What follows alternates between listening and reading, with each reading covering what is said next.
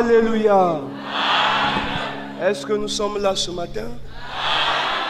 Qui est dans la joie ce matin, bien-aimé? Alors pourquoi sommes-nous dans la joie? L'envoyé de ce temps est qui pour toi? Il est encore qui pour toi? Il est encore qui pour toi? En ce temps, le défenseur est qui? On acclame pour le Seigneur.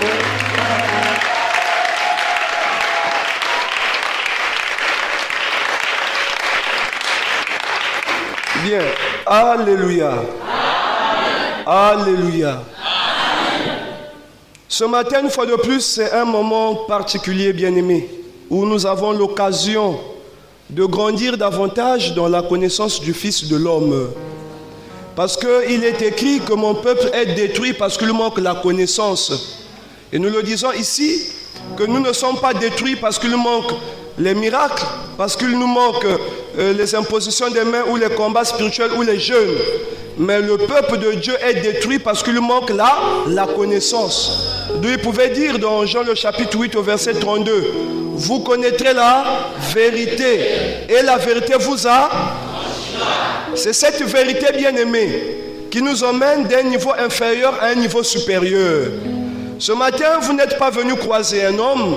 Ce matin, vous n'êtes pas venu voir un homme. Mais vous êtes venu écouter, bien-aimé, ce Christ-là qui nous a envoyé, à toi et à moi, un libérateur en ce temps. Et le message que nous allons écouter ce matin, alléluia, c'est encore ce matin le message qu'il a réservé pour toi et moi. Donc ce moment, nous devons nous disposer. Nous devons bien aimer être concentrés parce que tu peux fréquenter une église pendant 20 ans. Si tu ne comprends pas la parole de Dieu, tu n'as pas encore prié. Et nous venons ici, la louange passera bien aimé. L'adoration passera, mais la parole de Dieu demeurera éternellement. Et c'est cette parole qui est Dieu. Et nous voulons que tu puisses recevoir cette parole en acclamant pour le Seigneur. Je vous invite à prendre place.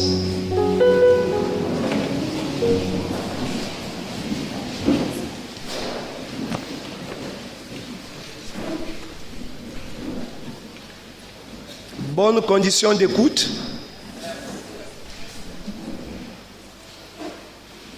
Je vois que ce matin, il ne fait pas tellement chaud. Et donc, on ne sera pas trop embêté, n'est-ce pas? Alléluia. Alléluia. Bien, ce matin, une fois de plus, nous allons parler de la grâce que nous avons reçue.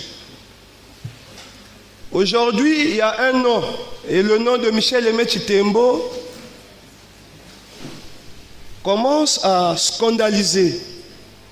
Et ceux qui arrivent en ces lieux disent, mais il y a un seul nom qui nous a été donné, c'est le nom de Jésus. Et au nom de Jésus, tout genou fléchira.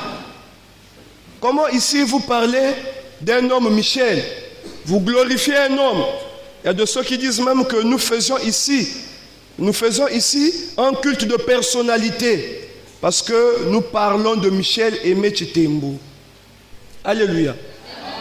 Et au fur et à mesure que nous avançons, bien-aimés, l'ignorance doit tomber. L'ignorance doit nous quitter.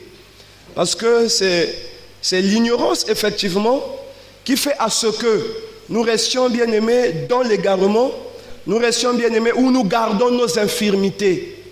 Nous avons écouté ces hommes dire que la religion était l'opium du peuple. Quelque part, c'est vrai. Mais quelque part, je pense que ce n'est pas vrai. Parce qu'il faut d'abord comprendre c'est quoi la religion. Alléluia. Les mercenaires se sont infiltrés dans la chose de Dieu. Parce que quand on est pasteur, on a des honneurs. Quand on est pasteur, alléluia, on a la célébrité. Et donc, derrière cela, puisque c'est la Bible qui dit celui qui désire à la charge d'évêque, désire une œuvre excellente. Derrière cela, ces hommes faux, ces imposteurs sont rentrés dans l'église.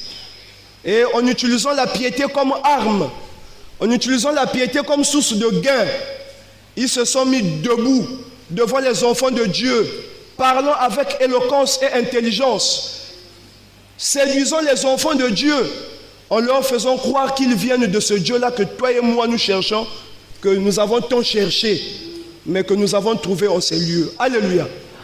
Alléluia. C'est pourquoi, si vous pouvez prêter un peu attention, ici Paul pouvait dire que personne ne puisse vous séduire d'aucune manière. Et quelque part il dit, non pas par la philosophie humaine, parce que la pensée de l'homme n'accomplit pas la volonté de Dieu. Et je commençais à le dire qu'un chercheur, un scientifique, un historien ne peut pas nous donner la pensée de Dieu. Tu peux faire tes recherches scientifiques, mais tes recherches scientifiques ne vont pas aboutir à la volonté de Dieu. Voilà pourquoi nous avons dit, ce n'est pas la Bible qui envoie, mais c'est Dieu qui envoie. Et la personne qui vient ouvrir la Bible, lit la Bible, cherche à interpréter la Bible selon son intelligence, il se met debout devant nous pour dire Jésus m'a envoyé. Nous sommes là contre ces hommes-là, parce que c'est la mission que Michel Aimé Chitembo a reçue. 2 Timothée le chapitre 3, le verset 16 à 17. Toute écriture est inspirée de Dieu et utile pour enseigner, pour corriger, pour convaincre et pour instruire dans la justice. Alléluia. Amen. Donc nous enseignons, nous corrigeons. Alléluia. Et quelque part, même là où il y a des doutes, parce qu'il y a déjà une première connaissance que nous appelons l'erreur, car l'ennemi de la nouvelle vérité, c'est l'ancienne erreur. Nous venons avec encore une démonstration biblique, scientifique, naturelle, pour convaincre même les cœurs les plus durs. Et nous instruisons. Telle est la mission de Aimé Michel Chitembo. Alléluia. Et donc si je dis que nous combattons ces hommes-là, ce n'est pas une guerre que nous avons nous-mêmes choisi pour mener la guerre contre les imposteurs. Mais si nous nous mettons debout pour prêcher, pour ramener la vérité, pour corriger, parce que c'est la mission Aimé Michel Chitembo a reçue. Alléluia. Alléluia. Et donc je disais que la philosophie humaine, la pensée, la sagesse, l'intelligence de l'homme ne peut pas nous donner la volonté de Dieu.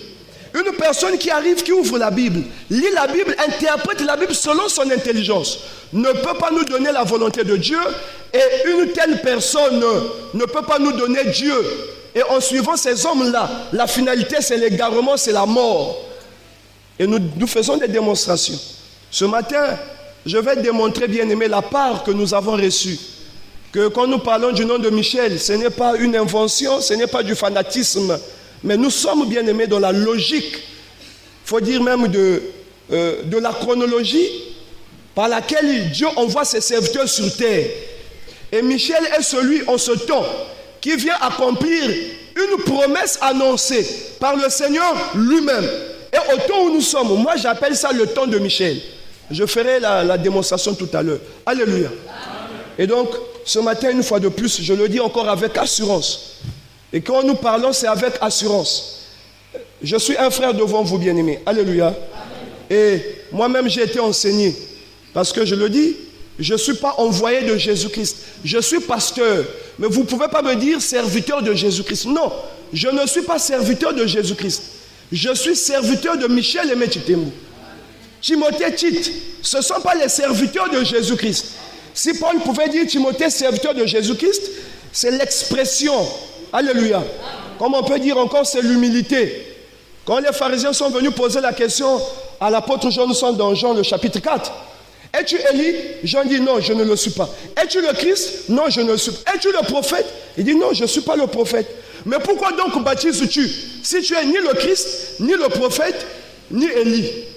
Mais pourquoi vous posez encore la question si vous me voyez déjà baptisé?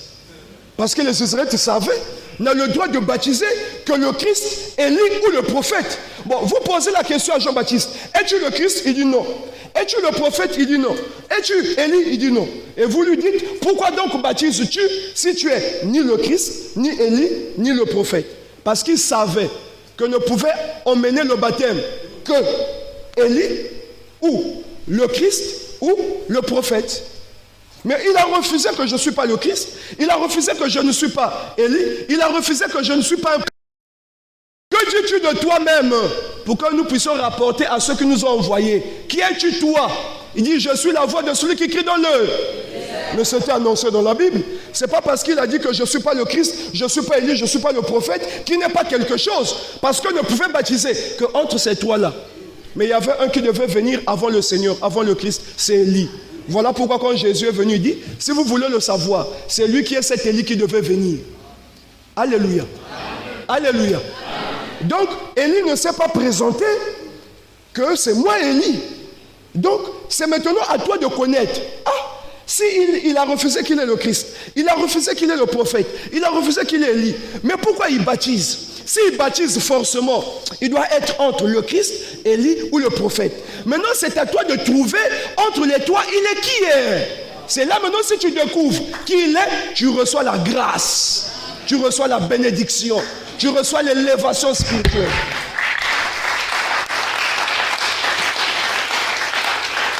Donc, alléluia. Alléluia. Dans la Bible, il y a des expressions, s'il faut dire d'humilité. Il a refusé de dire ce qu'il n'était pas. Mais il était Élie, mais il ne l'a pas dit. Alléluia. Si Paul peut dire à Timothée, serviteur de Jésus-Christ, attendez, Timothée n'est pas serviteur de Jésus-Christ. Timothée, mon fils, dans la foi, ce que tu as entendu de moi, en présence de plusieurs témoins, prêche-le aux hommes fidèles. Donc, Timothée est serviteur de Paul. Paul est serviteur de Jésus. Et d'ailleurs, il est écrit, moi, Paul, serviteur de Jésus-Christ. Timothée, mon serviteur. Alléluia. De même, aujourd'hui, moi qui suis devant vous, je ne suis pas le serviteur de Jésus-Christ, je suis le serviteur de Aimé Michel Chitembo, et Michel Aimé Chitembo lui-même est le serviteur de Christ. Alléluia. Alléluia. Et maintenant, dans la grâce bien-aimée que j'ai reçue, de comprendre qui est Michel Aimé Chitembo, ce matin, je veux encore élever un peu ton niveau de connaissance. Ce matin, bien-aimé, je veux encore te convaincre. Et tu sauras, bien-aimé, que tu es béni. Quand nous disons que nous sommes bénis, nous le sommes. Ce n'est pas des fables. Sur la face de la terre, la bénédiction, c'est nous qui l'avons. Nous avons dit, quand vous dites, enveloppe, bénédiction 100 000.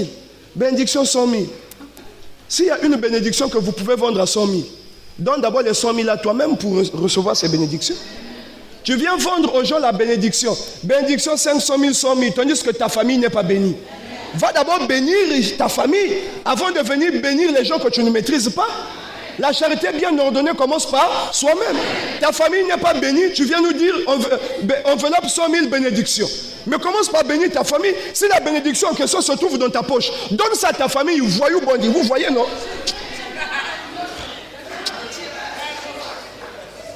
Excusez-moi. Alléluia. Alléluia. Et nous disons même que nous avons besoin de la DGSP spirituelle. Parce que le colonialisme spirituel, alléluia, aujourd'hui, ce qui cause plus de mal aux enfants de Jésus-Christ, c'est le colonialisme spirituel. Mais les colons charnels, ils se cachent. Quand il a fait le mal, il fuit. Il sait qu'il a fait le mal. Or, les colons spirituels, c'est lui qui vous appelle à vous faire le mal. Et vous venez là où il est vous-même pour qu'il vous fasse du mal. Et après avoir, alléluia, fait le mal, vous lui donnez des offrandes, vous lui donnez les honneurs.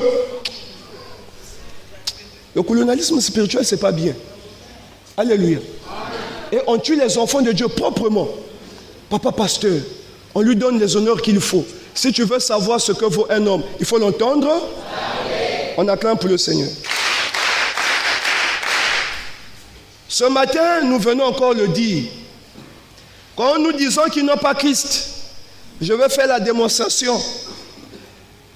Et nous qui sommes de l'Assemblée chrétienne d'évangélisation, alléluia. Une fois que tu vas te rendre compte de la grâce que tu as, prie. Nous les enfants de Jésus, nous mélangeons la chair avec l'esprit. Il ne faut pas mélanger la chair et l'esprit. Ce qui est chair, ce qui est esprit est esprit. Dès lors que nous prenons la chair, nous mélangeons avec l'esprit, nous nous limitons. Et la grâce qui se trouve au-delà ne descend plus. Alléluia. Alléluia. Je suis dans Matthieu le chapitre 16, le verset 13. Ici, je vais faire d'abord la démonstration de l'origine de l'Église. Quand nous disons qu'est-ce qu'une Église? Pourquoi l'Église? Quel est le rôle de l'Église? Aujourd'hui, on se met debout quand on constate Regardez même dans la ville de Pointe-Noire. On compte plus de 1000 églises. Je dis bien plus de 1000 églises. Et chacun a son église. Et là encore, quand je parle de Koserko, alléluia, quand je parle de Koserko, on nous parle du corps de Christ. On dit Koserko forme le corps de Christ. Parce que le corps de Christ est bien coordonné. Il y a une église A qui représente la main. Il y a une église B qui représente le pied. Il y a une église C qui représente les yeux. Il y a une église D qui représente la bouche. Il y a une église E qui représente le tronc. Et donc tout ça, ça forme le corps de Christ, Koserko. Voilà encore une idiotie. D'où nos hommes de Dieu qui s'élèvent aujourd'hui. Veuillez m'excuser. Bon. Alléluia. Amen. Comme je n'ai pas dit, je ne peux pas dire je retire. Je n'ai pas dit. Sinon, si j'ai dit, j'allais dire je retire. J'allais dire qu'ils sont idiots. Mais je n'ai pas dit ça. Donc, je ne peux pas dire je retire. Alléluia. Maintenant, nous qui sommes les enfants de Jésus-Christ, ce que je constate, on ne lit pas la Bible. Ce que je constate, nous sommes là, on écoute les hommes. En fait, on écoute les flatteries des hommes. Il n'y a pas un pasteur de la ville de Pointe-Noire qui prêche la parole de Dieu. Montre, qui prêche la parole de Dieu? Vous avez déjà écouté quel homme de Dieu prêchait la parole de Dieu? Alléluia. Amen. À Kinshasa, il n'y en a pas. Au Congo, il n'y en a pas, si ce n'est pas Michel. En Afrique, il n'y a pas quelqu'un qui prêche la parole de Dieu si ce n'est pas Michel. En Europe, il n'y en a pas. Aux États-Unis. En fait, bon, je ne sais pas, mais si vous savez, il faut m'informer. Et quand je me mets debout, quand je dis il n'y en a pas, mon frère, ne souffre pas, il n'y en a pas. Il y a un frère qui avait dit que quand vous venez à l'ACE, ce n'est pas la peine de vérifier, on a déjà vérifié à votre place. Michel est vrai, suivez-le seulement. Mais si tu n'es pas convaincu, toi aussi tu veux vérifier. Vérifie pour toi, mais je te dis d'avance qu'après avoir vérifié, tu vas nous rejoindre parce que c'est lui et sa bangoté.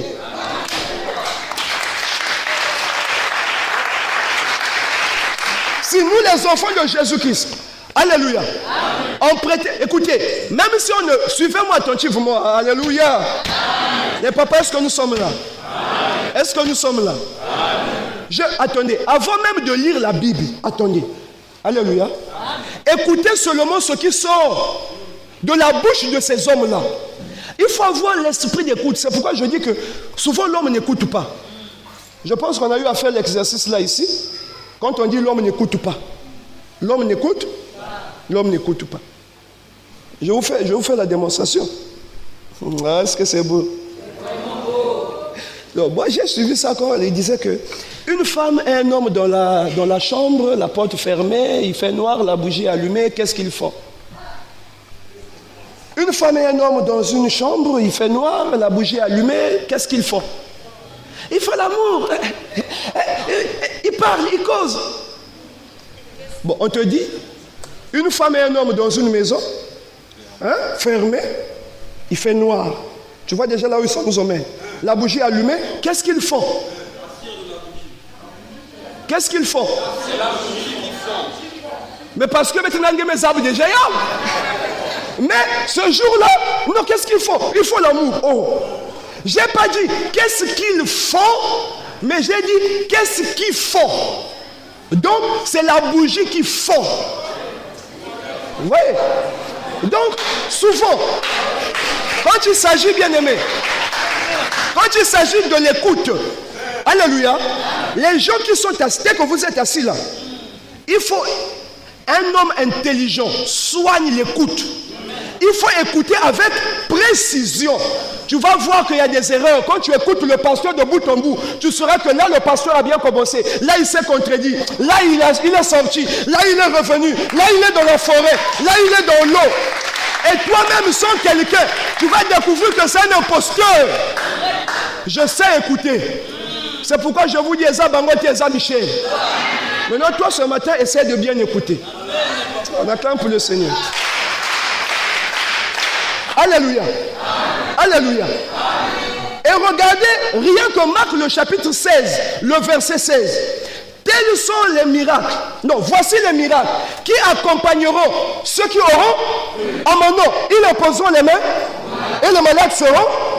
Maintenant, regardez dans une église. Le pasteur vient, après la prédication, il termine par Matthieu le chapitre 16, verset 16. Voici les miracles qui accompagneront ceux qui auront cru. En mon nom, ils imposeront les mains aux malades et les malades seront guéris. Bien-aimé, je vais t'imposer les mains. Tu vas guérir. Et la foi au nom de Jésus. Il commence à imposer les mains. Parce qu'il vient de lire. Voici les miracles qui accompagneront ceux qui auront cru. En mon nom, ils imposeront les mains et les malades seront guéris. Maintenant, écoute bien. Je me rappelle quand papa nous avait dit, relisez, je vous explique. Il dit, oh papa, mais on connaît le verset. Marc le chapitre 16, voici les miracles qui accompagnent ceux qui auront cru. Voilà pourquoi les apôtres faisaient des miracles. Il dit, je vais vous expliquer ça. Parce que je vous dis que tant que le voile n'ouvre pas, la Bible reste voilée. Je vous enlève le voile, vous allez comprendre le verset aujourd'hui. On a dit, papa, mais comment? Il dit, relisez. Voici les miracles qui accompagneront ceux qui auront cru. En mon nom, ils imposeront les mains et les malades seront guéris. Alors, les miracles vont accompagner qui? Ceux qui auront cru. Ceux qui auront cru. À quoi? À la parole prêchée par qui? À la parole prêchée par les prédicateurs. Allez par tout le monde, faites de toutes les nations mères.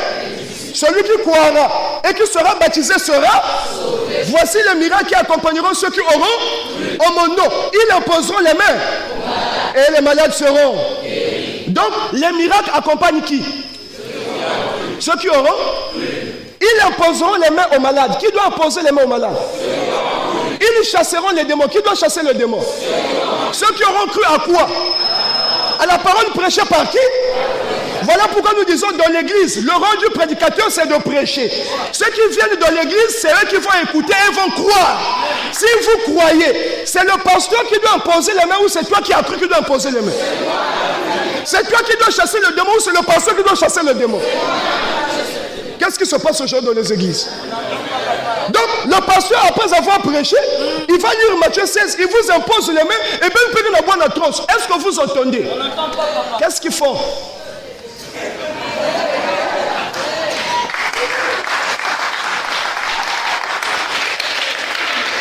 Alléluia. Alléluia. Donc, les miracles n'accompagnent pas le pasteur, mais les miracles accompagnent ceux qui auront cru. Et j'avais dit, dans l'église, alléluia, quand vous venez à l'église, vous venez écouter quoi?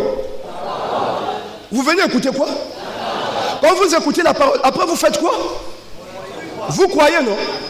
Hein? Si déjà vous êtes là plus de 3 mois, 4 mois, c'est que vous avez? C'est que vous avez? Si vous avez cru, en ce moment-là, entre vous et moi, qui doit chasser les démons? Qui doit imposer les mains aux malades? Bon, dans l'église ici, si moi j'impose les mains, je vais imposer les mains à qui? On impose les mains à celui qui a cru ou à celui qui n'a pas encore cru? Parce que celui qui a déjà cru reçoit le pouvoir d'imposer les mains, de chasser les démons. Mais celui qui n'a pas encore cru, c'est cette personne qui a besoin d'imposition des mains, c'est cette personne qui a besoin de l'aide. Mais toi qui as déjà cru, tu as reçu le pouvoir. Comment se fait-il que dans les églises aujourd'hui, malgré ça fait 6 ans qu'on vient de la même église, c'est toujours le pasteur qui chasse les démons, c'est toujours le pasteur qui impose les mains? On pose la question, maintenant qui a cru? Lui-même il prêche, lui-même il croit, lui-même aussi il impose les mains, il chasse les démons. Maintenant vous qui venez, ça fait 6 ans, qu'est-ce que vous faites? Vous n'avez jamais écouté, vous n'avez jamais cru, vous avez toujours besoin qu'on vous impose les mains. Je dis non, l'église n'est pas faite pour l'imposition des mains. L'imposition des mains, chasser les démons, ne se fait pas dans l'église, parce que dans l'église viennent ceux qui ont.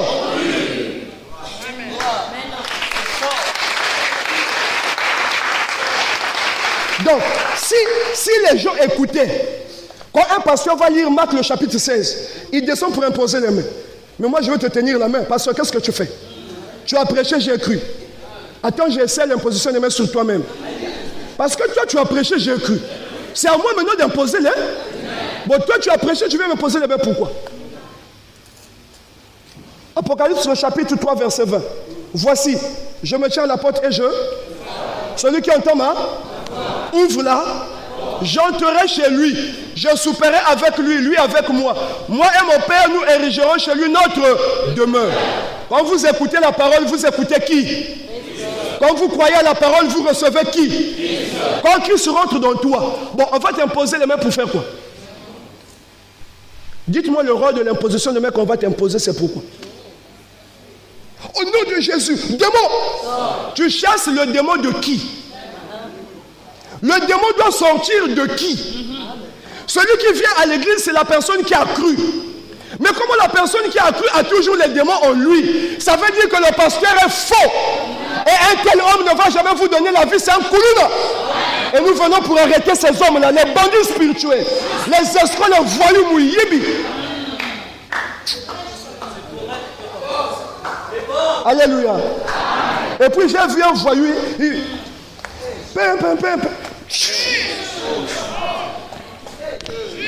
coup de tête spirituel. T'as là. Non, on a besoin de la DGSP spirituelle. La DGSP spirituelle, c'est l'ACE. Maintenant, on doit avoir l'autorisation. Alléluia. Alléluia. Bon, mon frère, ton coup de tête spirituel, là, tu tapes ça à qui? Coup de tête spirituel. C'est le théâtre. Alléluia. Parce que le pasteur veut se faire passer par un homme puissant. Là où je suis devant vous, vous comprenez? Ce que je suis, c'est ce que vous devez être. Mon combat, je vous ai dit en début de l'année 2025. Alléluia. La connaissance que j'ai reçue de Michel Emechi, vous aussi, vous devez recevoir la même connaissance. Afin que tel que je suis, tel que vous serez. Parce que tel qu'est Michel, tel que tous, on doit devenir.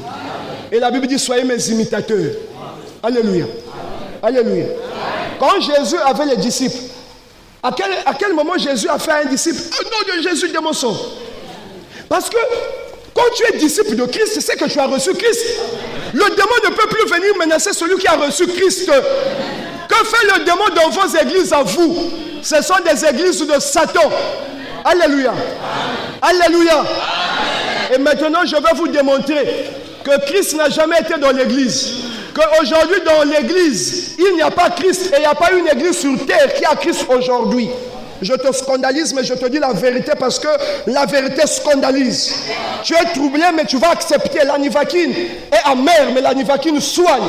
Sur la face de la terre, il n'y a pas une église qui a Christ. Et tous ces hommes qui sont dans les églises sont des envoyés de...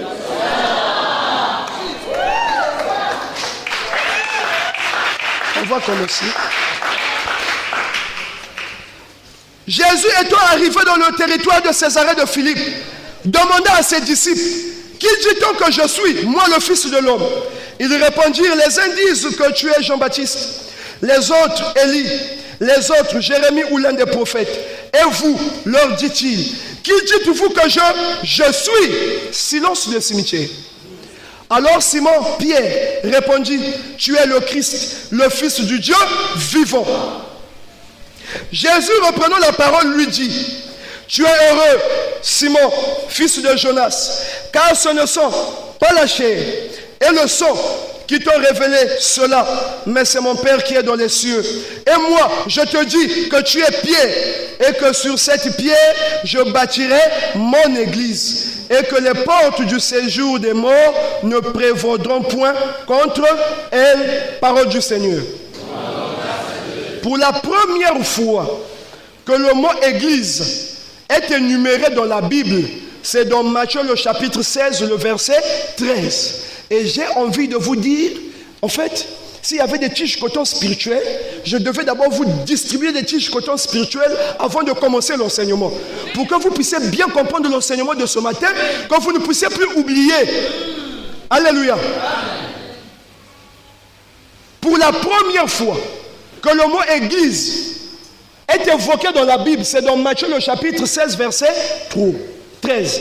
Matthieu 16, 13. Alors, étant arrivé sur le territoire de Césarée de Philippe, Jésus pose la question à ses disciples. Qui dit-on que je suis, moi, le Fils de l'homme? Oh, les autres disent que tu es Élie. Les autres disent que tu es l'un des prophètes. Les autres disent que tu es Jérémie. Mais vous, que dites-vous que je suis? Pierre, prenant la parole, dit, tu es le Christ, le Fils du Dieu vivant. Jésus répondit, tu es heureux, Simon, fils de Jonas, car ce ne sont ni la chair, ni le sang qui t'ont révélé ces choses, mais mon Père qui est dans les cieux. Désormais, je t'appellerai Pierre. Sur cette pierre, je bâtis mon église. Et voilà. Ah, ben, mais c'est où maintenant? Parce que chaque fois que je vais vous embrouiller, si ça passe, je vais dire qu'est-ce qu'ils font. Alors, sur toi, Pierre, je bâtis mon église. Sur toi, Pierre? Sur toi, Pierre? Oh, mais lui, il a déjà trouvé. Tu es le Christ, le Fils de Dieu. Pourquoi Jésus ne dit pas que tu es Pierre? Sur toi, Pierre, je bâtis mon église. Pourquoi Jésus va dire sur toi, Pierre, je bâtis? Pourquoi le verbe bâtir est conjugué au futur, non pas au présent? Est-ce que vous me suivez? Les papas, est-ce que vous écoutez? Pourquoi le verbe bâtir n'est pas conjugué au présent? Pourquoi le verbe bâtir est conjugué au futur? Parce que, mais Jésus pouvait dire, tu es Pierre, et sur toi Pierre, je bâtis mon église. Pourquoi il a dit, je bâtirai mon église?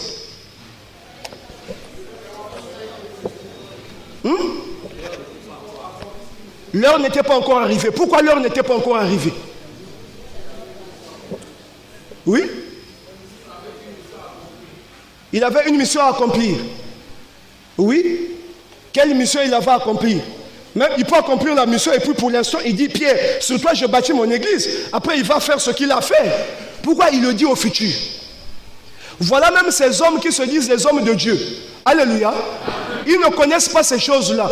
Et l'église, toi la parole de Dieu ne t'intéresse pas, toi c'est le miracle. Parce que quand le pasteur te touche la tête, tu sens les sentiments. C'est quand on te fait faillard, donc tout ça. Les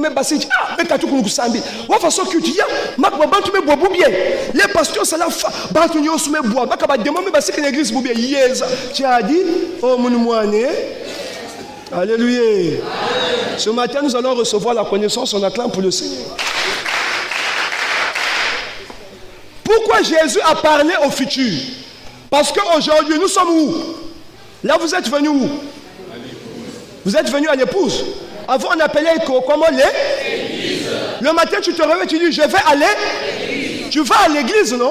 Mais il faut connaître qu'est-ce que l'église. Pourquoi l'église? Quelle est l'origine de l'église? Quel est le rôle de l'église? Si tu ne connais pas, ne va pas à l'église.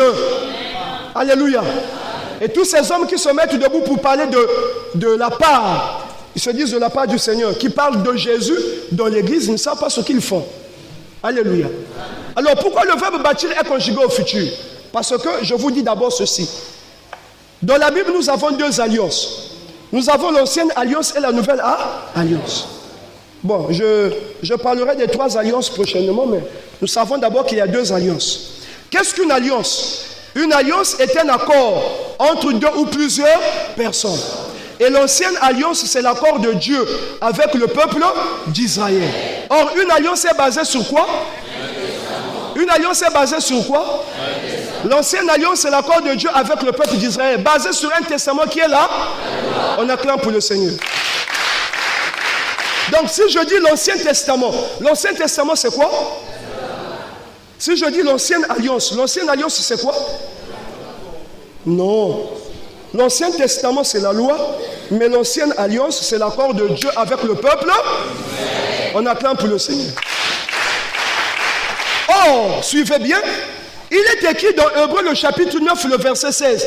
Car là où il y a un, l'Ancien Testament, c'est quoi? L'Ancien Testament, c'est quoi? C'est la loi, non? Or, là où il y a un testament, il est nécessaire que la mort du testateur soit. En effet, un testament n'est valable qu'en cas de mort, puisqu'il est sans effet tant que le testateur. Donc, lorsque nous parlons d'un testament, comme dans la Bible, il y a deux testaments, c'est-à-dire l'Ancien Testament et le Nouveau Testament, c'est que dans la Bible, il y a deux testateurs. Là où il y a un testament, il faut que la mort du... Le testateur, c'est la personne qui écrit le... Et le testament est écrit pour les héritiers. Alléluia. Je suis papa, j'ai les enfants. N'est-ce pas? J'ai des biens. Tant que moi-même je vis, les biens appartiennent à qui? Mes biens appartiennent à moi-même. Mais après ma mort, on va chercher le testament pour voir comment est-ce que j'ai reparti mes biens à mes enfants. Et on va distribuer mes biens à mes enfants en fonction du test. Donc, tant que je vis, mon testament que j'ai écrit là, la maison c'est pour Vivien, la maison c'est pour... Est-ce que le testament là rentre en vigueur? Non. Est-ce que la maison que j'ai donnée à mes enfants possèdent la maison? Non. Ils peuvent vendre comme ils veulent? Non. Non. Mes enfants, pour posséder la maison promise, écrite dans le testament, il faut attendre la mort du qui? Du testateur. Le testateur, c'est papa. Le testament, c'est la façon dont j'ai réparti mes biens à mes enfants, et mes enfants sont des héritiers. Or, tant que je suis en vie, ce ne sont pas des héritiers. Je suis en vie, vous êtes des esclaves. Vous êtes mes enfants. Je ne diffère en rien d'un esclave. Mais vous devenez héritier. Si je meurs, vous devenez héritier parce que vous héritez du testament que j'ai laissé. Tant que je vis, vous n'êtes pas héritier. Alléluia. Alors, donc, quand la mort du testateur est constatée, on devient héritier du testament. Vrai ou faux? Est-ce que vous êtes avec moi? Si donc l'Ancien Testament, c'est la loi. Alléluia. Alors, qui est le testateur de la loi? C'est Dieu lui-même, parce que sous la montagne de Sinaï, Dieu a écrit la loi avec son doigt. Il a donné les tables de l'alliance à qui? À Moïse. Il a dit à Moïse, ceci est la loi qui fait l'accord entre Israël et moi. Et donc celui qui a écrit le testament, c'est Dieu. Donc le testateur du premier testament, c'est qui? C'est Dieu. Maintenant, la loi qui est donnée au peuple d'Israël, pour que cette loi-là puisse rentrer en vigueur, la loi-là disait quoi?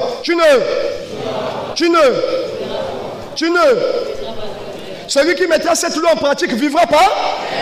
Pour mettre la loi en pratique et vivre par la loi, il faut que la mort de Dieu soit comment? Constatée. Si la mort de Dieu n'est pas constatée, la loi ne rentre pas en. C'est que la loi ne peut jamais donner la vie si la mort de Dieu n'est pas constatée. Dieu est charnel ou spirituel? La mort de Dieu a été constatée ou la mort de Dieu n'a jamais été constatée? Si la mort de Dieu n'a pas été constatée, le premier testament est rentré en vigueur ou n'est pas rentré en vigueur? La loi n'est jamais rentrée en. Parce que la mort du testateur qui est Dieu n'a jamais été. Alléluia. Comme la mort de Dieu n'a pas été constatée, voilà, il est écrit dans Hébreux, toujours le chapitre 9 au verset 18. C'est même avec du sang des boucs et des veaux que même la première alliance fut. Donc, comme on a constaté que la mort de Dieu ne pouvait pas être constatée, on a remplacé la mort de Dieu par la mort des boucs. Est-ce que c'est les boucs qui ont écrit le testament? Est-ce que c'est les boucs qui ont écrit la loi? Maintenant, quand on tue les boucs pour dire ceci est le sang de l'alliance, donc l'alliance rentre en vigueur. L'ancienne alliance n'est pas rentrée en vigueur parce que ce n'est pas les boucs qui ont écrit le testament. Alléluia. Voilà comment chaque année, on devait faire quoi? L'expiation des péchés. Vous comprenez? Chaque année, on devait tuer des animaux pour renouveler l'alliance, pour renouveler l'accord de Dieu avec le peuple d'Israël, parce que la mort du véritable testateur n'a jamais été. D'où maintenant, j'ai posé la question à un frère. Alléluia. C'est-à-dire, vous qui dormez là. Moi, je n'ai pas dormi toute la nuit. On a veillé jusqu'à 6 heures du matin. Parce qu'on travaillait. Comment faire comprendre les gens la parole de Dieu? Ne serait-ce que faire un thème structuré pour donner le message. On fait des nuits, on ne dort pas. Je suis revenu le matin pour vous faire comprendre la parole, vous dormez. Zibulatima. Zibulatima. Distraction. Somnolence. Pongui. Au nom de... On acclame pour le Seigneur. Est-ce que vous êtes avec moi? J'ai posé la question à un serviteur. Il se dit serviteur de Dieu. Bon, je les appelle serviteurs de Dieu. Je dis, pourquoi dans la Bible il y a 2 alliances? Mais parce que Dieu a voulu qu'il puisse avoir 2 alliances. Pourquoi dans la Bible il y a 2 testaments? Mais c'est la volonté de Dieu qu'il puisse avoir 2 testaments. Non, mais il faut expliquer la volonté de Dieu. Voilà pourquoi nous avons défini que le mystère, alléluia, est une vérité de foi qui, cachée dans la révélation, sans contredire la raison, la dépasse. Pourquoi les philosophes disaient toujours, alléluia, que la science était au-dessus de la religion? Parce que dans la religion, il n'y avait que le dogmatisme, c'est-à-dire le ainsi dit l'Éternel. Donc le oui-wiste, quand la Bible, il est écrit, croyez que Dieu existe, oui, Dieu existe. Le royaume de Dieu existe, oui, le royaume de Dieu existe. Et la foi, oui, j'ai la foi. Dans le dogmatisme, les scientifiques ont dit, nous démontrons l'existence. Mais vous, qui êtes des religieux, vous n'avez pas de base, vous ne démontrez pas. La foi n'est pas un fondement. Tu peux poser ta foi sur quelque chose qui n'existe pas. Vous parlez de Dieu. Démontrez-nous l'existence de Dieu. Nous, on te parle de l'eau, on te démontre l'existence de l'eau. Hydrogène plus oxygène, deux eaux nous donnent eau. On te fait une démonstration. Mais vous, dans la religion, il n'y a pas de démonstration. Voilà, il y a un temps donné, on disait que la science était au-dessus de la religion parce que dans la religion, il n'y avait pas de révélation. Maintenant que Michel Aimé Tshitembou est venu, alléluia, nous démontrons l'existence de Dieu, nous démontrons l'existence de l'homme, nous démontrons l'existence de la matière. Et la science s'inspire même de nous. Voilà pourquoi je vous dis, il n'y a pas un scientifique, il n'y a pas un historien ou un biologiste qui va au-delà de ce que nous disons, parce que c'est la pensée de Dieu, le créateur de toutes choses que nous donnons. Raison pour laquelle, alléluia, il est écrit dans Colossiens le chapitre 2, mystère dans lequel est caché tous les trésors de la science et de la sagesse, savoir Christ. Si j'ai Christ, c'est à moi d'expliquer le scientifique. Ce n'est pas au scientifique de m'expliquer. Et si la religion est inférieure à la science hier, aujourd'hui, alléluia, non pas la religion, mais Christ par Michel est au-dessus de la science. Parce que la révélation, quand elle arrive, elle dépasse la raison. Elle dépasse la logique. Dimanche passé, je vous ai dit, ils peuvent tout expliquer, mais ils n'ont pas pu expliquer. Le monsieur qui a disparu à Paris pour se retrouver à Mouyonzi. À vue de recherche, il n'y a jamais eu de solution parce que ça va au-delà de la raison. Ça va au-delà de la logique. Quand ça rentre au-delà de la logique, nous avons maintenant besoin de la révélation pour faire comprendre les choses qu'on croyait sans fondement. C'est ce que nous amenons aujourd'hui. Alléluia. Donc quand un pasteur dit, dans la Bible il y a 2 alliances parce que c'est la volonté de Dieu. C'est faux. S'il y a la volonté de Dieu, l'heure de la précision est arrivée. Explique-nous la volonté de Dieu en question. Nous vous expliquons la volonté de Dieu dans sa précision. Alléluia. Hébreux le chapitre 8 verset 7. En effet, si la première alliance avait été sans tache et sans, il n'y aurait pas question de la remplacer par une. C'est parce que la première alliance avait des taches et des défauts qu'il était question de remplacer, alléluia, la première alliance par une nouvelle alliance. Est-ce que je peux avancer? Est-ce qu'on peut avancer? Donc, quand vous dites Amen, c'est que vous écoutez correctement. Donc, l'ancienne alliance avait des taches et des défauts. Voilà pourquoi il était question de la remplacer par une. Si vous écoutez, vous devez dire, papa, dans l'ancienne alliance, il n'y avait pas des taches et des défauts. Il y avait le défaut. L'ancienne alliance avait un défaut. C'est à cause du défaut là, alléluia, que Dieu a voulu changer la première alliance par une nouvelle alliance. Donc vous n'écoutez pas. Écoutez correctement, alléluia. Alors, quel était le défaut de l'ancienne alliance? Le défaut de l'ancienne alliance est que la mort du testateur n'était pas constatée. Comme la mort du testateur n'était pas constatée, le testateur qui est Dieu, il a fallu donc faire un nouveau testament avec un nouveau testateur. Cette fois-ci, qui sa mort devait être comment? Constatée pour que le nouveau testament rentre en vigueur. Comme le premier testament n'a pas donné la vie, parce que la mort du premier testateur n'a pas été constatée. Voilà comment maintenant Dieu a tant aimé qu'il a envoyé son fils afin que quiconque croit en lui ne périsse, mais qu'il ait la vie. Et quand Jésus arrive, il dit, voici l'alliance que je traiterai avec vous, pas comme l'alliance que j'ai traitée avec vos pères. Donc on nous montre maintenant le Nouveau Testament différent de l'Ancien. Le Nouveau Testament que je veux faire pour vous.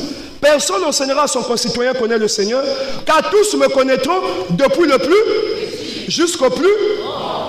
J'oublierai vos péchés, je pardonnerai vos iniquités. Personne n'enseignera à son concitoyen. Alléluia. Et personne ne dira connaît le Seigneur. Car j'inscrirai mes lois dans leur cœur. Ça, c'est le Nouveau Testament. Et nous appelons le Nouveau Testament là la grâce. C'est-à-dire, les péchés devaient être effacées, les iniquités pardonnées, les lois de Dieu inscrites dans nos cœurs. Ça, c'est la grâce. Alléluia. Et celui qui vient pour pardonner les péchés, pour que la loi de Dieu soit dans nos cœurs, que nous n'ayons plus la loi qui doit nous mettre la chicotte, c'est le Seigneur Jésus-Christ. Donc le testateur du Nouveau Testament, c'est qui? Le testateur du Nouveau Testament, c'est qui? C'est Christ ou c'est Jésus-Christ? On acclame pour le Seigneur. Quand Jésus-Christ maintenant arrive, lui étant le testateur du nouveau, vous comprenez avec moi? Alléluia. Quand il est venu, ayant montré le Nouveau Testament, mais il faut maintenant que sa bord soit comment? Pour que nous puissions partir de l'ancienne alliance à la nouvelle, de l'ancien testament au nouveau. Quelqu'un me suit? Or, il se trouve que dans l'ancien testament, alléluia, comme il fallait tuer les boucs chaque année, qu'est-ce que le péché? Le péché, c'est la transgression de la loi. Pour que le péché soit pardonné, on apportait au souverain sacrificateur des boucs qu'il fallait faire quoi? Égorger, prendre le sang, emmener le sang dans le tabernacle, faire l'aspersion pour purifier le tabernacle à cause du péché du... Alléluia. Et donc, c'est même à cause de la loi que Dieu a institué le tabernacle. Vous êtes vraiment avec moi? C'est à cause de la loi que Dieu a institué le tabernacle. Et quel était le rôle du tabernacle?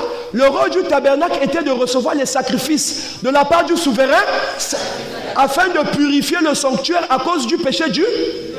Quand Jésus arrive, Jésus dit, je vais traiter, je vais vous donner un nouveau testament, je ferai une nouvelle alliance avec vous, pas comme l'ancienne alliance. Mais pour que cela puisse rentrer en vigueur, on a attendu la mort de qui? Le nouveau testateur, c'est qui? C'est Jésus.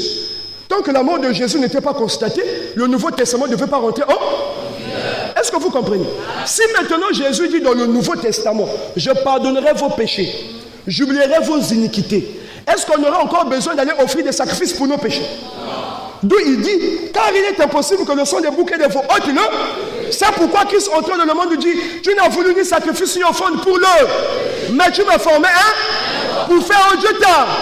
Donc le nouveau testateur est venu ôter le péché une fois pour toutes, pour qu'on n'ait plus besoin du tabernacle, mais que nous soyons maintenant dans la grâce. Et si nous sommes dans la grâce, c'est que nous sommes dans la nouvelle alliance. Donc le temps du tabernacle est passé, le temps du péché est passé. Alléluia. Et nous sommes maintenant dans la nouvelle alliance, dans la grâce. Et pour nous faire passer dans la grâce, Jésus est venu donner, alléluia, un sacrifice ultime. C'est là où nous disons aux frères du message, ceux qui parlent du tabernacle, jusqu'aujourd'hui, c'est une erreur Goliath de nous parler du tabernacle de la nouvelle alliance. Parce que le tabernacle était dressé dans l'ancienne alliance afin de recevoir les sacrifices expiatoires du peuple d'Israël pour le pardon de leurs péchés.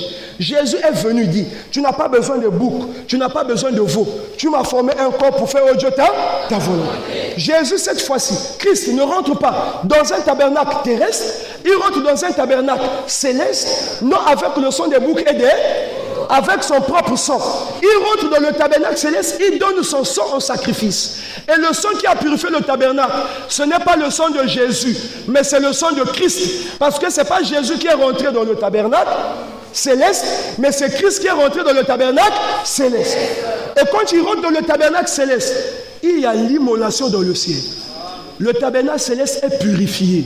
Abou, mais où avait Pierre Beno? Abou, quand le tabernacle céleste est purifié avec le sang ultime, dites le sang ultime. Le sacrifice ultime. Christ. Abou. Donc, quand il a donné son sang en sacrifice dans le tabernacle céleste, il vient maintenant vers les disciples. Quand il vient vers les disciples, alléluia, qui est rentré dans le ciel? Christ, pas Jésus. Voilà pourquoi nous disons que dans la révélation là, alléluia, Michel Aimé Chitembo, on va connaître sa grandeur les années à venir. Aujourd'hui, on est encore en train de... Nous qui recevons cette grâce, on ne voit pas la grandeur de la connaissance qu'on a reçue. Tous ces hommes qui nous ont parlé de la croix, qu'est-ce qu'ils nous ont dit de la croix? Alléluia. Parce que dans Jésus, il y avait une entité. Jésus n'est pas Dieu, mais c'est Christ qui est Dieu. Voilà pourquoi il était qui? Christ rentre dans le monde dit, tu n'as voulu ni sacrifice, ni offrande pour le, mais tu m'as formé un. On a formé un corps à qui? Quand Jésus rentre dans le monde, Christ rentre dans le monde, comme il vient d'un monde invisible, pour rentrer dans le monde visible, il lui a fallu un. Comment est-ce qu'on appelle le corps là? qui est rentré dans le corps de Jésus? Christ, c'est qui? C'est Dieu qui s'est fait chair par un corps Jésus. Est-ce que vous comprenez? C'est pourquoi, quand Christ est dans Jésus, on l'appelle Jésus. Si Christ sort de Jésus, on va l'appeler comment? Vous voyez? Si Christ est dans le corps, là, il s'appelle comment? Si Christ sort, on l'appelle comment? Jésus. Alléluia. Bon, viens d'abord. Si moi, Christ, je sors de mon corps, lui c'est Satan, il rentre dans le corps de Jésus. On va l'appeler comment? Jésus Satan. Sort. On l'appelle comment? Jésus. Jésus Satan. C'est le mystère là que dans la Bible, Baba, tu m'étais allé à folie. Même les gens qui comprennent bien. Alléluia. Suivez un peu ici. En 2005, Papa Michel est là. Avec quand vous entendez tous ces grands noms-là. Papa est en train de parler du mystère de l'expiation. Matthieu le chapitre 26, le verset 44. Il s'éloigna. Elle est. Jésus dit à ses disciples, priez afin que vous ne tombez pas en. Quand il dit priez afin que vous ne tombez pas en tentation, Jésus s'éloigna et il les quitta. Or, mais le verbe s'éloigner, différent du verbe quitter. On s'éloigne d'un point à un autre, on quitte d'une dimension à une autre. Si je dis, le frère Vivien nous a quittés, on va voir le corps du frère Vivien, mais l'esprit n'est plus avec nous. Si je dis, le frère Vivien est au Canada, le frère Vivien s'est éloigné d'un point, le Congo, vers un autre point, le Canada. Mais on ne va jamais dire que le frère Vivien nous a quittés parce qu'il est allé au Canada. Non. Même s'il va au Canada, le frère Vivien s'est éloigné de nous. Mais si nous disons le frère Vivien nous a quittés, c'est que l'esprit est parti. Voilà pourquoi, c'est ce que les hommes de la Bible, là, les sachants, les chercheurs ne pouvaient pas comprendre. Jésus s'éloigna et il les quitta. Il mit pour qui? On acclame pour le Seigneur. Et la Bible précise que Jésus s'éloigna environ un jet de pierre. Donc Jésus s'éloigna, Christ les. Quand Christ les quitta, Christ est allé où? Il est allé au ciel dans le tabernacle, non pas terrestre, mais dans le tabernacle. Pour faire quoi? Pour faire le. De même que le souverain sacrificateur, dans le tabernacle terrestre, rentrait avec le sang des boucs et des veaux, Christ de même, non pas en utilisant le sang des boucs, mais avec son propre sang, le sang de Jésus ou de Christ. Christ, avec son propre, est rentré dans le tabernacle pour s'offrir lui-même sans tâche à Dieu, comme un sacrifice perpétuel, inutile. Alléluia. Quand le sacrifice se fait dans le ciel, qui est sur la terre là-bas? Quand Jésus est là-bas, qui est dans le ciel pour le sacrifice? Quand le sacrifice est versé dans le sanctuaire, il n'y a plus un autre sacrifice qu'on peut mettre dans le tabernacle. Voilà pourquoi je vous ai dit, le rang du tabernacle a pris fin dès lors que le sacrifice ultime a été versé. Mais comme le corps là était vide, alléluia, Dieu a tout aimé, qu'il a donné son fils, afin que quiconque croit en lui ne périsse pas, mais qu'il ait la vie. Qu'est-ce qui séparait l'homme de Dieu? L'ancienne alliance emmenait quoi, non? Donc le Nouveau Testament c'est la loi. Or le péché c'est la transgression de la. Donc c'est l'Ancien Testament qui a emmené le péché. Voilà pourquoi Jésus a voulu établir le Nouveau Testament qui est la grâce. Mais pour établir le Nouveau Testament qui est la grâce, il dit, je pardonnerai vos péchés, j'oublierai vos iniquités. Donc pour que les péchés soient ôtés, alléluia, les iniquités effacées, il a fallu que lui aussi puisse donner un sacrifice dans un tabernacle. Et cette fois-ci ce tabernacle n'est pas terrestre mais quand le Christ donne le sacrifice, le corps maintenant qui reste là vide, alléluia, on remplace dans le corps là quoi? Le péché. Or le péché est représenté par qui?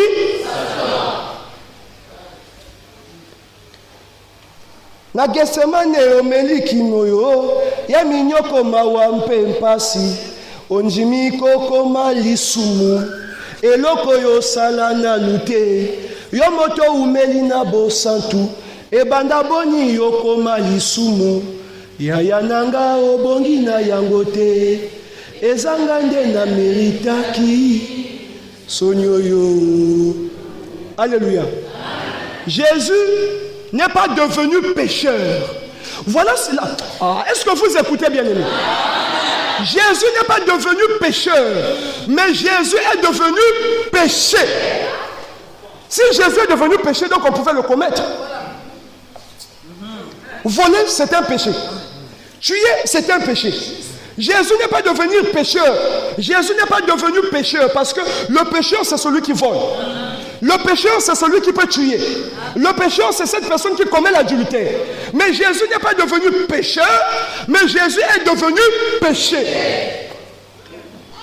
Comme Jésus est devenu péché, c'est-à-dire Jésus est devenu volé, Jésus est devenu tué, Jésus est devenu adultère, Jésus est devenu tout ce qu'on peut connaître parce qu'il est devenu péché. Donc, devenir péché représente l'énergie qui anime l'homme pour commettre le péché. Donc, dans Jésus, était caché quoi? Était caché celui qu'on appelle le diable, Satan, car c'est lui qui représente le péché.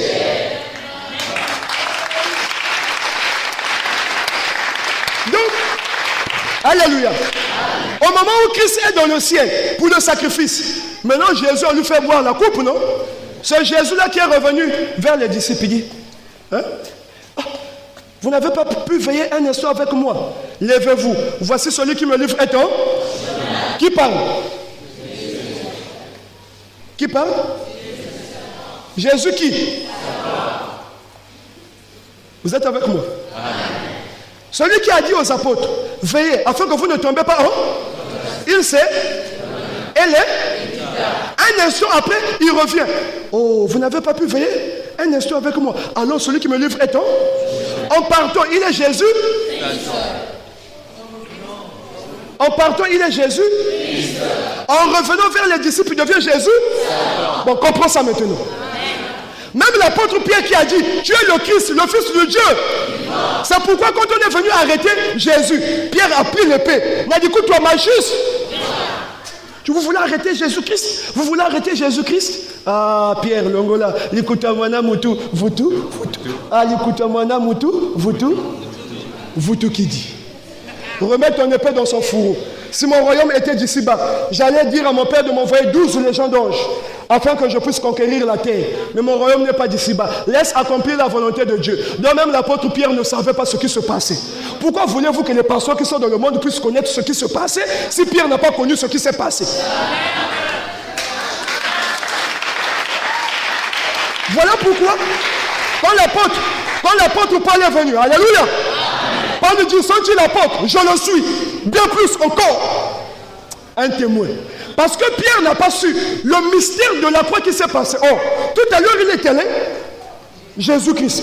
Il revient, vous dites qu'il est Jésus Satan. Mais c'est la même personne que je vois. Mais si toi, Pierre, tu as su, qui dites-vous que je suis? Tu es le Christ. Si tu avais vu le Christ, pourquoi là tu ne vois pas Satan?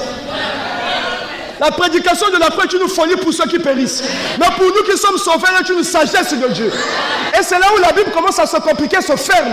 Voilà pourquoi je dis le mystère de l'expiation. C'est le pont du passage de la connaissance antique de la Bible à la connaissance réelle qui donne la vie aujourd'hui. Alléluia. Et donc, quand il revient Jésus, Satan, ce n'est plus le Christ qui est là. Alors, il commence à partir. Est-ce que lui, c'est un pécheur? Il est devenu péché. Parce qu'il a porté le péché de l'homme donc. Voilà pourquoi on appelle Jésus Satan. Au chemin de la croix, il va. Alors, il arrive sur la croix. Il dit, Père, pourquoi m'as-tu abandonné? Qui a abandonné Jésus? Père, pourquoi m'as-tu abandonné? Mais quand Philippe disait, montre-nous le Père, et cela nous suffit. Qu'est-ce que Jésus a dit? Celui qui m'a vu, pourquoi dis-tu, montre-nous le Père? Ne crois-tu pas que le Père est en moi? Et moi je suis dans le Père. Mais sur la croix il dit, Père, pourquoi m'as-tu abandonné? Parce que le Christ était sorti. Dans Jésus il y avait maintenant qui? Satan. Donc suivez bien. Parce que j'ai envie que vous puissiez comprendre. Qu'est-ce qu'ils font? Quand je dis, vous dites la bougie. Qu'est-ce qu'ils font? C'est un point de repère pour vous dire, soyez concentrés. Je veux que vous écoutiez normalement. Sur la croix, Jésus-Christ n'est jamais allé sur la croix. Jésus-Christ n'est jamais allé sur la croix. Jésus-Christ. Le Christ n'a jamais été sur la croix. Celui qui est parti sur la croix, ce n'est pas Jésus-Christ, mais celui qui est parti sur la croix, c'est Jésus-Satan. Parce que la croix n'est pas un tabernacle. Le Christ devait aller dans un tabernacle et le corps Jésus devait emporter le péché dans le désert. Or ici le désert est représenté par Golgotha, lieu de crâne, lieu de souillure. Voilà même il y a une église qu'on appelle église de Golgotha. Parce que pour lui, le sang de Jésus qui a coulé sous la croix, c'est le sang de bénédiction qui a commencé à purifier d'abord Golgotha qui était un lieu de crâne. Oh, l'idiotie est une... Le pasteur est fier. Alléluia. Le pasteur est fier. On écrit église Golgotha. Qu'est-ce que Golgotha? Golgotha est un lieu de crâne, un lieu de souillure. C'est là-bas où on crucifiait les bandits. Puisque Jésus-Christ n'est pas un bandit, voilà comment quand le Christ est sorti, le péché du monde est rentré dans Jésus. Il est devenu qui? Il est devenu bandit. C'est-à-dire, ne pouvait aller sur la croix. Alléluia. Que ceux qui ont commis le péché. Mais lui, Jésus-Christ n'a jamais connu le péché. Comme il a porté le péché du monde dans son corps. C'est moi qui ai volé, non? Qui a porté le vol? Qui a porté le mensonge? Qui a porté l'adultère? Donc, Jésus était devenu péché. Donc, il méritait d'être crucifié ou il ne méritait pas d'être crucifié? Voilà même quand Pilate dit, ah, cet homme n'a rien fait. Vous voulez qu'on puisse le crucifier. Entre Barabbas et Jésus, vous voulez qu'on puisse relâcher qui? Relâcher Barabbas, crucifier Jésus. Qu'est-ce que Barabbas a fait? Barabbas a tué les gens. Barabbas a escroqué. Barabbas a ravi l'argent des gens. Jésus n'a rien fait. Mais vous vous dites, crucifier Jésus, relâcher Barabbas. Qu'est-ce qui s'est passé dans le peuple? Alléluia. Le mystère de la Bible, les 1290 jours de Jésus, alléluia, c'est un mystère bien aimé. Oh, tu es béni. Donc pendant les 1290 jours de la mission de Jésus, il y avait un combat qui se passait dans une dimension spirituelle. Si on devait relâcher Jésus, la mission ne devait plus s'accomplir. Parce qu'il a fallu que le diable soit comment? Lié. Voilà comment Dieu est rentré dans le peuple. Crucifié Jésus, libéré. Parce qu'à cet instant, Barabbas n'avait plus de péché. À cet instant, Barabbas qui avait volé, le vol de Barabbas c'était dans Jésus. L'escroquerie de Barabbas c'était dans Jésus. Tuer de Barabbas c'était dans Jésus. Comme il a pris à cet instant, il est devenu péché. Même le péché de Barabbas c'était dans qui? Donc s'il faut crucifier, ne crucifiez pas Barabbas, crucifiez Jésus, libérez Barabbas.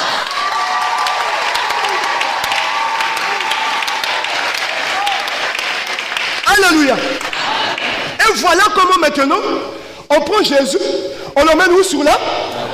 Père, pourquoi m'as-tu? Parce que le péché du monde se trouve dans toi. Mais comme le corps Jésus, c'est un corps bien aimé. Alléluia. Quand nous disons mystique, regardez le péché dans le corps Jésus. Flagellé, chicoté, on crachait sur lui. Mais Jésus n'a point commis de péché. Parce que si Jésus devait commettre le péché, il devait descendre dans le rang des pécheurs. Le péché qui était dans lui devait sortir. Or, le péché dans Jésus était lié. Quand on a fait boire à Jésus la coupe du péché, Satan qui est rentré dans Jésus était lié par un corps triomphal. Parce que le corps de Jésus, c'est un corps mystique. Et ce corps de Jésus a maîtrisé le péché. Quand on chicotait Jésus à Finata, il dit, Père, pardonne-leur, car ils ne savent pas ce qu'ils font. Et on crache sur lui. Oh Père, pardonne-leur. Ils ne savent pas ce qu'ils font. J'ai accompli ma mission. Donc le diable dans le corps de Jésus s'est débattu pour que Jésus finisse, pour que Jésus puisse commettre un péché, pour qu'il puisse sortir. Mais le diable ne peut sortir parce que Jésus a maîtrisé le péché dans son corps. Jusqu'à sur la croix. Quand il arrive sur la croix, il dit, bon, alléluia, Père, maintenant, entre tes mains, je remets mort. Car tout était Qu'est-ce qui s'était accompli? Ah, c'est beau. Alléluia.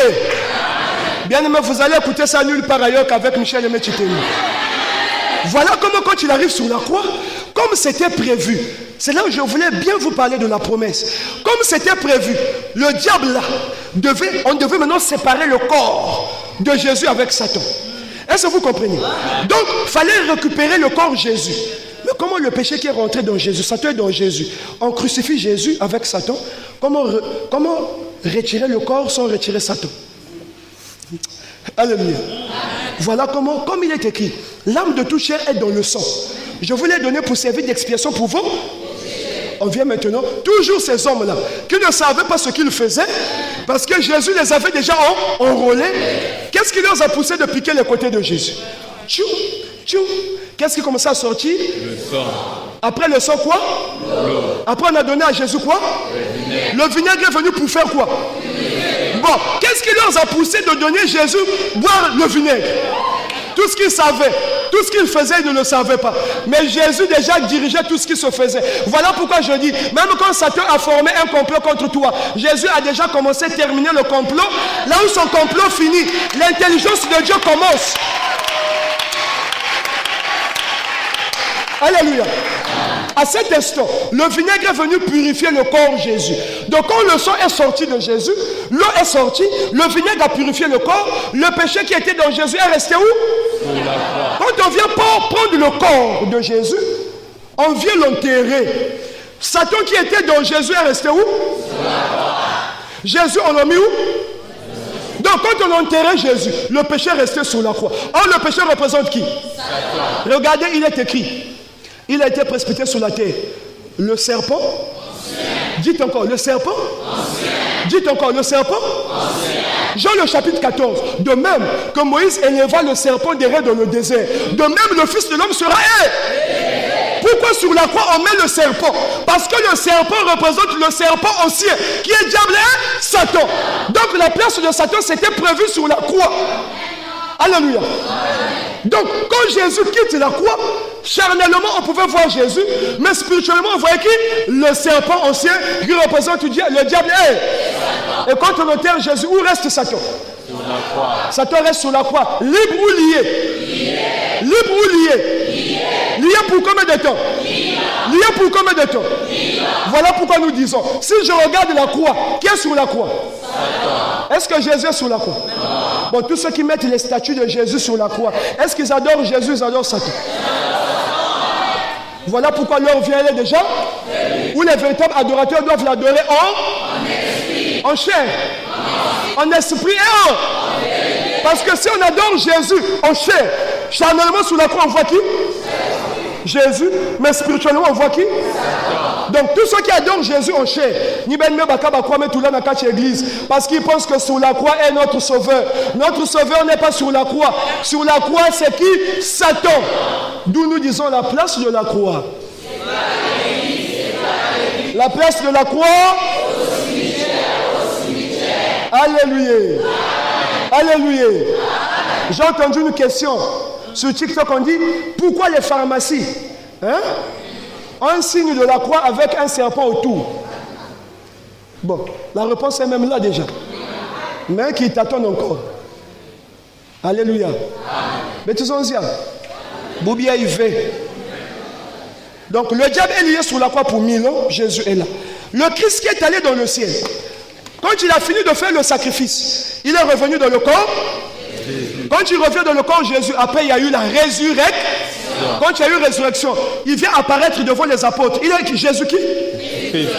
Donc il était Jésus-Christ. Il est devenu Jésus. On lit Satan sur la croix, on enterre le corps. Jésus revient, il ressuscite Jésus-Christ. Est-ce que vous comprenez ça? On acclame pour le Seigneur. Alors, quand il redevient Jésus-Christ, où est Satan? Maintenant Jésus-Christ dit, j'ai beaucoup de choses à vous. Vous ne pouvez les porter. Quand l'esprit de vérité sera venu, lui, le consolateur, il vous conduira dans toute l'art. Il est mieux pour vous que je mort. Pour vous préparer une. Quand j'aurai fini de vous préparer une place, je reviendrai.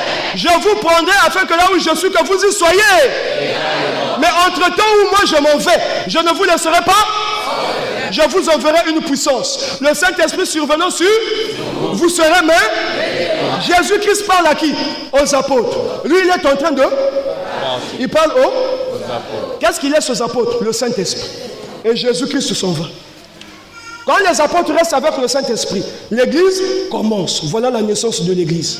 Quand l'église commence avec l'apôtre Pierre, dans l'église, il y a Christ ou il n'y a pas Christ? Il n'y a pas Christ. Où est Christ?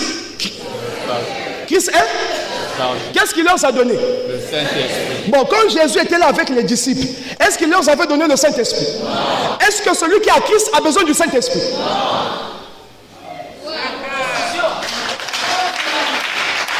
Est-ce que vous comprenez? Qu'est-ce qu'ils font? Est-ce que ceux qui ont le Saint-Esprit, ceux qui ont Christ ont besoin du Saint-Esprit? Est-ce que la personne qui a Christ a besoin des dons?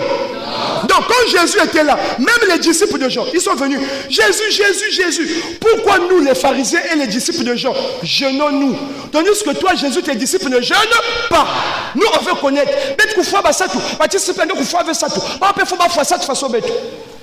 Jésus dit, pourquoi voulez-vous que l'ami de l'époux puisse s'affliger? Au moment où l'époux est avec, les jours viendront où l'époux leur sera enlevé. Alors après le départ de Jésus, Pierre a jeûné ou Pierre n'a pas jeûné? Paul a jeûné ou Paul n'a pas jeûné? Quand Jésus était là, les disciples jeûnaient? Quand le Christ est parti, les disciples ont jeûné? Oui. Ça veut dire que dans l'église, quand les apôtres sont restés, ils sont restés avec la puissance du Saint-Esprit, mais ils n'avaient plus Christ. Donc, Christ n'est jamais resté dans l'église. Christ n'a jamais été dans l'église. Voilà pourquoi quand il s'en va, il donne la puissance du Saint-Esprit. Et nous disons que tous ceux qui jeûnent n'ont pas Christ. Là, ce n'est pas moi qui dis, c'est Jésus lui-même qui dit. Pourquoi voulez-vous que l'ami de l'époux puisse ça? Pendant que l'époux est avec, jeûner, c'est s'affliger. Le jour que l'époux sera enlevé, ils jeûneront. Si tu jeûnes, c'est que l'époux est enlevé. Si tu invoques, c'est que l'époux est enlevé. Si tu cries Jésus, Jésus vient, c'est que l'époux est enlevé. Tous ceux qui jeûnent n'ont pas Christ. Tous ceux qui dans l'église, tous ceux qui niatent n'ont pas Christ. Parce que celui qui a Christ n'a pas besoin de niater parce qu'il niate déjà. Comprenons la parole de Dieu. Alléluia. Quand quelqu'un a déjà Christ, il n'a pas besoin de dire Nyata kolo Yesu Nyata. Donc je demande à Jésus de venir Nyata. Nyata milimo mabe na kombo na yo Nyata. Bon, Jésus a connu Nyata milimo mabe ozobenga Nyata milimo mabe. Jésus oyo ozobenga aza wapi. Maintenant si je vis, ce n'est plus moi qui vis, c'est Christ qui vit. Quand je marche, si Christ marche en moi, est-ce qu'un millime de ma baie peut menacer le Christ? Est-ce que les maris de nous peuvent menacer le Christ? Est-ce que si Christ est en moi, je peux encore l'invoquer? Est-ce que si le Christ est en moi, je peux encore jeûner? Voilà pourquoi nous disons tous ceux qui jeûnent n'ont pas Christ. Tous ceux qui invoquent, regardez, Paul dit, quiconque invoquera le nom du Seigneur sera sauvé. Si à l'époque de Paul, il fallait invoquer, par définition, invoquer veut dire faire appel à un esprit en son secours. Si on invoquait le Christ, c'est qu'il était. Donc dans l'église, il n'y avait jamais eu Christ. Jamais. Oh mais Paul n'avait jamais Christ. Il avait le Saint-Esprit. Il n'avait pas Christ. Pierre, ils n'avaient pas Christ. Ils avaient le Saint-Esprit, ils n'avaient pas Christ. Et celui qui a Christ n'a plus besoin du Saint-Esprit. J'ai écrit son mot. Hein? Alléluia. Suivez, je parle doucement. Je suis le président Denis Sassou. Hein? Je suis le président Denis Sassou. Ça va. Quand je marche, j'ai besoin d'apprendre le kung fu. J'ai besoin d'apprendre le taekwondo. Je veux faire quoi avec? Oh non, je dois apprendre le taekwondo pour me défendre contre les ennemis qui veulent de mon pouvoir. Non. Je suis le président. Je suis le président. Quiconque veut à mon pouvoir, il est piétiné par mes gardes-corps. Ce n'est pas à moi de me battre, j'ai des serviteurs. Je prononce une parole, la chose s'accomplit. Le président n'apprend pas le kung fu. Jeûner, c'est le kung fu. Intercéder, c'est le tai chi. Et les prières de 0-1, c'est le kyokushin. Est-ce que vous comprenez? Donc quand vous voyez quelqu'un dit, je suis dans les jeûnes de prière de 40 jours, donc il apprend le kung fu, n'a qu'on lutter dans mon lit, maman B. Or, le président ne peut pas apprendre le kung fu parce qu'il y a des serviteurs qui sont là pour le défendre. Donc toi et moi, nous avons Christ. J'ai plus besoin d'apprendre le kung fu, le tai chi, le kyokushin. C'est-à-dire, j'ai plus besoin de jeûner, d'intercéder, d'imposition des mains, des combats spirituels. Parce que quand je vis, ce n'est plus moi qui vis, c'est le président qui vit en moi. Quand je marche, ce n'est pas moi qui marche, c'est le président qui marche en moi. Et si toi, quelque part, tu te lèves pour venir faire du mal à moi qui marche, ce n'est pas à moi que tu cherches à faire du mal, c'est au président. Mais avant que tu arrives à 10 mètres, tu es déjà arrêté, tu es déjà éliminé, tu es déjà sniper.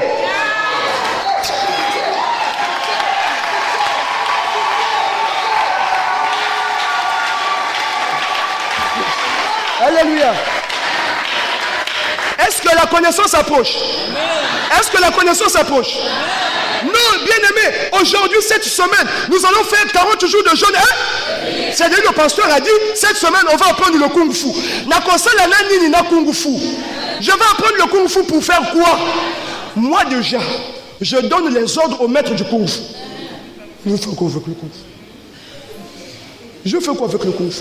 Ouais, un enfant de Dieu doit être prêt à l'attaque. Un enfant de Dieu doit être quoi?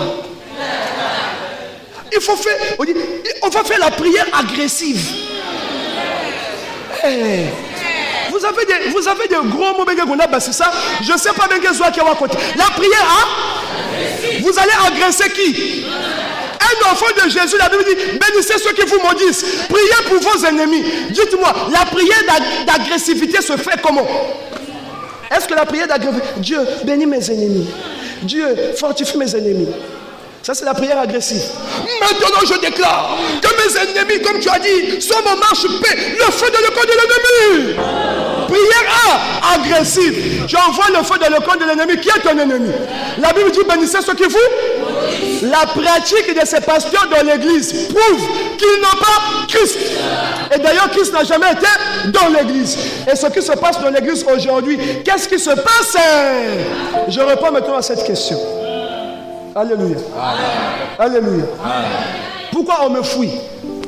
Des fois, je dis des choses pour susciter la colère de ces hommes-là. Tous les pasteurs me fouillent. Il n'y a pas un courageux qui veut m'affronter dans la télévision. Tous les pasteurs me fouillent. Quand je rentre dans ces choses-là, les pasteurs fouillent.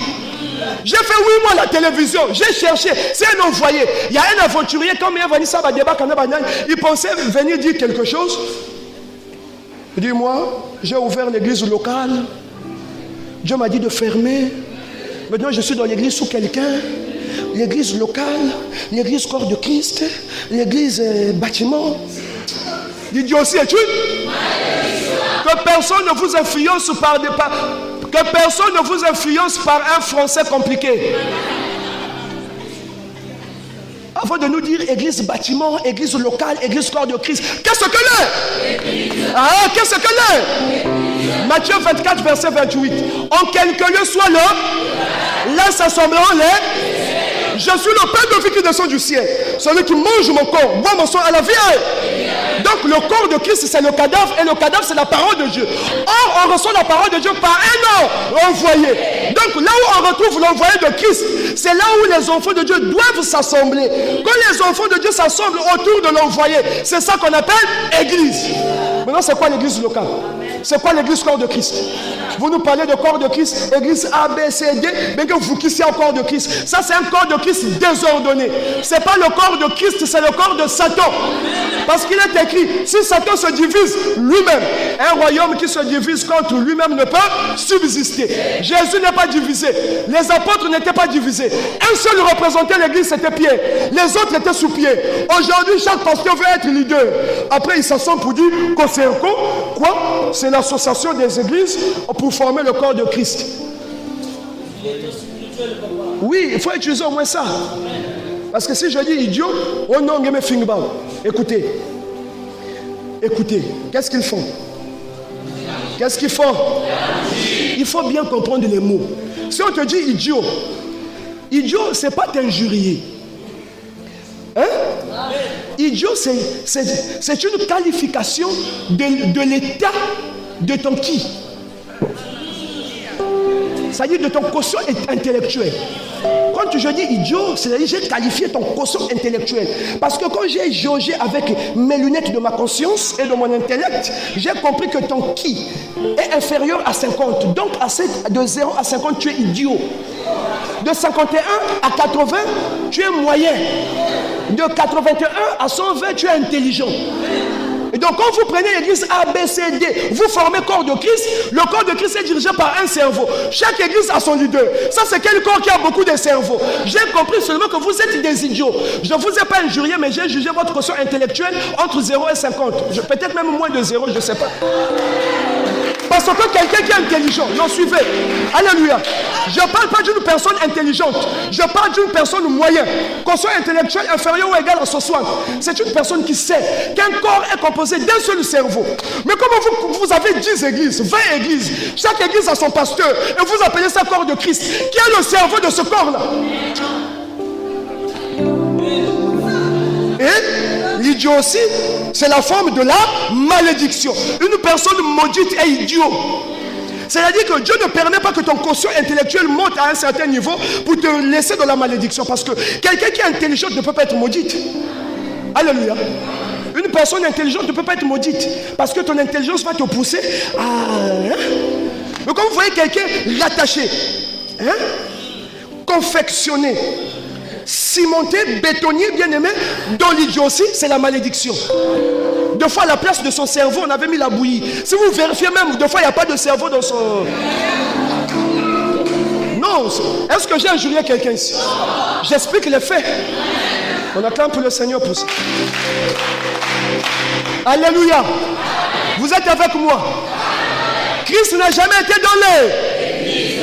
Et il y a quelque chose qui se passe aujourd'hui. Suivez maintenant. L'état de l'église. Quand les pasteurs se lèvent de l'église pour prêcher, ils doivent connaître l'état de l'église. Qui connaît l'état de l'église? Qui connaît l'état de l'église? Dites-leur, j'ai dit, les pasteurs me fouillent. Si toi tu as des questions, moi je suis là pour vous de talent. Quand tu m'apprends quelque chose, je dis Amen, mais j'ai envie de croître. Celui qui pense connaître. Celui qui pense connaître. Si vous m'apportez une connaissance, je dois apprendre ça pour croître. Babake manga même vérité que peut ça gratuitement, c'est l'orgueil. Ni vous que ça la fasse une. Mutuke maniel ken jima connaissance, si mutuke ki zoba, même ngena kazo tatu kuna inu nganu obi ku mufu amuna hakufa yeza. Amen. Alléluia. Alors, est-ce que nous sommes là? Est-ce que nous sommes là? On acclame d'abord pour le Seigneur. Je vous ai autorisé d'aller leur dire, j'ai dit qu'ils me fouillent. Et si quelqu'un dit, oh non, moi je prêche. Même j'ai dit, oh, nous on n'a pas de moyens. Même vous ne publiez pas. L'origine de l'homme, on ne connaît pas. Qu'est-ce qui a séparé l'homme de Dieu? Je pensais même que quelqu'un devait venir dire, moi, membre Kaka, tout que cousin de le il y a eu rapport. Mais tu prêches Brana, fondé Yangé. Qu'est-ce qui se passe dans l'église? Jésus-Christ était dans le ciel. Dans l'église, il n'y a pas Christ, mais il y a le Saint-Esprit. Dans ou sur? Sur les apôtres. Est-ce que vous comprenez? Où est Satan? Quand Jésus est parti, où étaient les disciples? Dans l'église. Où était Satan? Sur la croix. Après 1000 ans, où étaient les disciples? Ils sont morts. D'accord? L'église est toujours là. Mais après les 1000 ans, où était Satan? Satan est sorti de ça. Donc même aujourd'hui, il y a quoi sur la croix? Parce que quand je vous enseigne même, Satan est sur la croix, c'était un temps. Aujourd'hui sur la croix, il n'y a rien. Satan qui est sur la croix n'est plus sur la croix. Bon, quand tu me montres la croix, c'est quoi? Je te présente la mort. Qui comprend? Si tu me montres la croix, je te présente même un billet de 5000. Ça veut dire que tu m'as dit ce que j'ai plus. Si tu as mis la croix, moi je mets 5000 plus et puis quelqu'un d'autre va mettre égal. C'est-à-dire que sous la croix, il n'y a plus rien. Donc la croix devient un signe.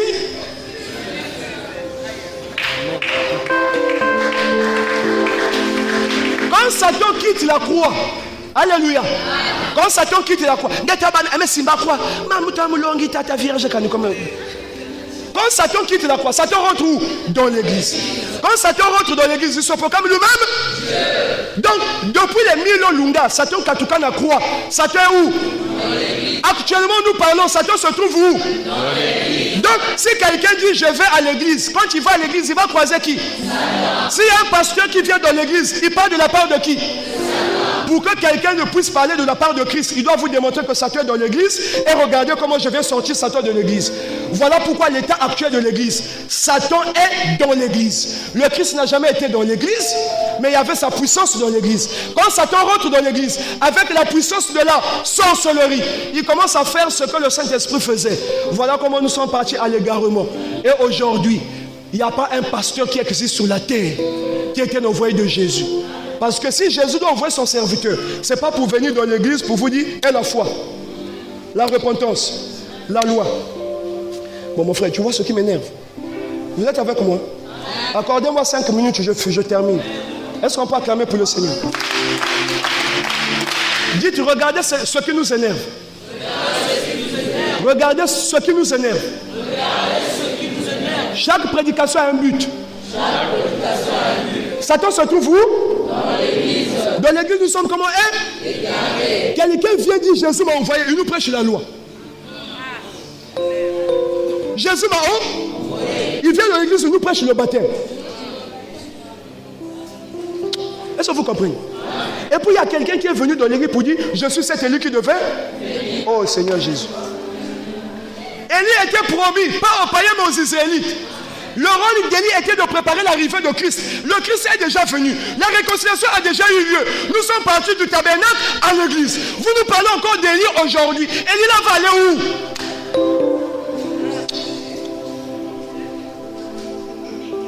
Muntu na kisalu kiandi zambi kareke. Muntu na kisalu kiandi zambi kareke akyo.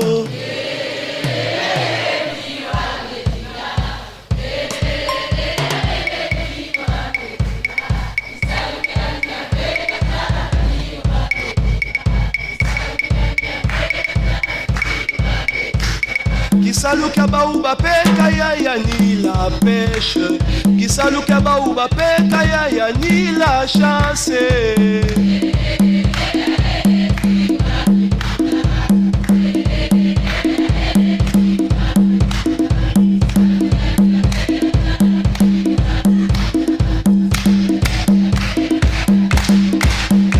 Oh kisaluka brana ba peka ya ni histoire. Salut Simon Mbappé Kaya ni la chasse.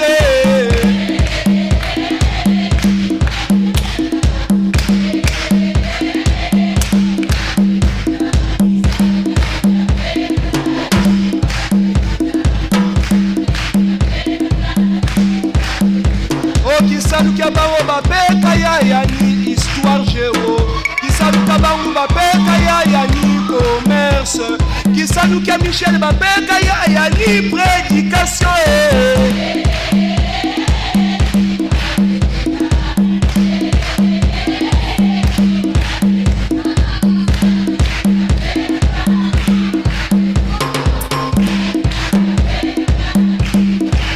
Oh qui salut Kiabaou Mbappé Kaya ni qui féticheur.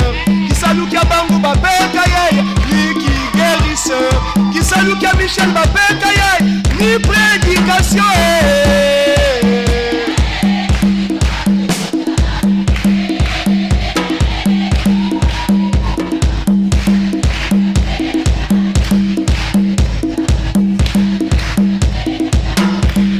Alléluia.